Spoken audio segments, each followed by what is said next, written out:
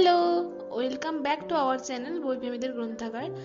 আজকে থাম্বনেল আর টাইটেল দেখে তোমরা বুঝতেই পারছো এটা হচ্ছে আরেকদিন মামার বাড়ি গেছিলাম সেই দিনকার ফুল ব্লগ। তো এখানে আমি রেডি হয়ে গেছি, এখানে আমার ভাইকেও রেডি করে দিয়েছি, এখানে মা যাব হচ্ছে, দেন আমরা বেরিয়ে যাব। আর যেমনটা তোমরা জানো আমাদের বাড়ি থেকে মামার বাড়ি আসতে ওই আধ ঘন্টা মতো লাগে খুব জোর।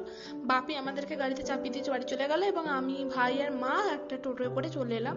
ওই 45 মিনিট মতন লেগেছিল, মামার বাড়ি থেকে একটুখানি দূরে আমাদের নামিয়ে দিয়েছিল এবং আমরা সেখান থেকে হেঁটে বাড়ি চলে আসি। আমি মামার বাড়ি চলে আসি ওই আসতে মোটামুটি 4:30 মতন 5টা মতন বেজেছিল। তো এখানে পৌঁছানোর পরই দিদিমা আমাদের মিষ্টি জল দিয়েছিল খাওয়ার জন্য, তো ওটা ভাই এখন খাচ্ছে এবং আমি তারপর খেয়ে নিয়ে একটু ফ্রেশ অ্যান্ড আপ হয়ে গেছি, মানে ওই মুখ টুক ধুয়ে আর কি। মা আমি আর ভাই ভাবলাম একটু বাইরের দিকটা যাওয়া যাক। ভাইয়ের ইচ্ছে ছিল বাড়ির মধ্যেই খেলবে, কিন্তু আমরা একটু বাইরের দিকটা গিয়ে হেঁটে এলাম। ভাই ব্যাডমিন্টন নিয়ে বেরিয়ে পড়েছিল কিন্তু আমরা খেলিনি।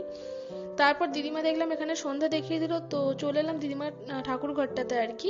ঠাকুর ঘরটা আমি আগের ব্লগেও অনেক সময় দেখিয়েছি তোমাদের, কিন্তু ঠাকুর ঘরটা আমার আসতে বেশ ভালো লাগে, সাজানো গুছানো। এবং ওখানে একটুখানি বসে থেকে দেন বেলা গড়িয়ে যেতে আমি আর ভাই একটু হাঁটতে বেরোলাম। আমরা জাস্ট মা বাড়ির সামনের এই ফাঁকা রাস্তাটাতে একটু ঘোরাফেরা করছিলাম, কারণ বাড়িতে বসে কি বা করবো, বোর হয়ে যাব। এসে সমস্ত কিছু গুছিয়ে ফেলার পর আমরা একটু হাঁটলাম আধ ঘন্টা মতন। তো এখানে ভাই ভিডিও ক্লিপ নিচ্ছে আর দেন বাড়ি চলে এলাম। বাড়ি চলে এসে এখানে মাকে প্রথমে নিয়ে নিয়েছি দলে, কারণ মা প্রথমে হাঁটতে বেরোলেও হাঁটেনি। আর তারপর বাড়িতে এসে মা আর দিদিমা রান্নাঘরে কিছু একটা করছিল আর আমরা জাস্ট এমনি র্যান্ডমলি ঘুরে বেড়াচ্ছি। পরে পরে কি হচ্ছে চলো দেখা হচ্ছে। দেন সেদিনকে সন্ধ্যাবেলা এটাই ছিল আমাদের সন্ধ্যাকালীন খাবার। আর তারপর আমি আর ভাই এমনি র্যান্ডমলি ঘোরাফেরা করছিলাম আর দেন একদম চলে আসি সোজা ডিনারে। সেদিনকে আর তেমন কিছু ভিডিও ক্লিপ নিয়ে নিই, ডিনারটা করি, তারপর তোমাদের গুড নাইট করে দিই। সেদিনকার মতো ক্লিপ নেওয়া বন্ধ করে দিই। এটা হচ্ছে তার পরের দিনে সকালবেলা আমরা একটু কফি খাচ্ছিলাম, দুয়ারে বসেছিলাম। দেন সম্রাট সকাল সকাল স্নানটা সেরে নিয়ে পুজো করতে বসে গেছিল। আর এখানে রান্না হচ্ছিল চিকেন, যেটা মা করছিল, আর এখানে ভাই পুজো করছে আর আমি একটুখানি বসেছিলাম, জামা কাপড় ছেড়েছিলাম তাই। আর এখানে ভাই এসে মামার বাড়ির সব ঠাকুর রয়েছে, লক্ষ্মী নারায়ণ গোপাল, তাদের পুজো করছিল। এখানে যে নারায়ণ যে শিলাটা আছে ওটাকে পুজো করলো। দেন পুজো মোটামুটি করছিল ও কুশাকুশি দিয়ে। দেন এখানে বামুন ঠাকুরের পুজো শেষ হয়ে যাওয়ার পর ও চলে যায় ড্রেস চেঞ্জ করতে এবং তারপর মা আর ভাই গেছিল একটু বাইরের দিকে। আমি যাইনি, আমার স্নান করতে বেশ লেট হয়ে যাচ্ছিল, তো ওই 12টা 12:30 নাগাদ আমি স্নান সেরে নিয়েছিলাম আর ভিডিও ক্লিপটা ভাই নিয়েছে। তারপর খাবার আগে একটু আমরা ছাদে গিয়ে ঘুরে এলাম। মা বাড়ির ছাদটা আমরা প্রায়শই খোলা পাই না, তো তারপর আমরা এখানে চেয়ার টেবিল কাটিয়ে নিয়েছি রোদের মধ্যে। আর এখানে আমাদের লাঞ্চ চলে এসেছে। লাঞ্চে ছিল একটা তরকারি যেটা দিদিমা করেছিল, আর এখানে ছিল চিকেন কষা যেটা মা করেছিল। আর দেন আমরা একটু ছাদে ঘোরাফেরা করলাম, এখানে আশেপাশে মাঠেতে সবাই ঘুড়ি ওড়াচ্ছিল দেখছিলাম, আমরা জাস্ট রোদে বসেছিলাম, চুলসু করছিলাম, এইসব করছিলাম।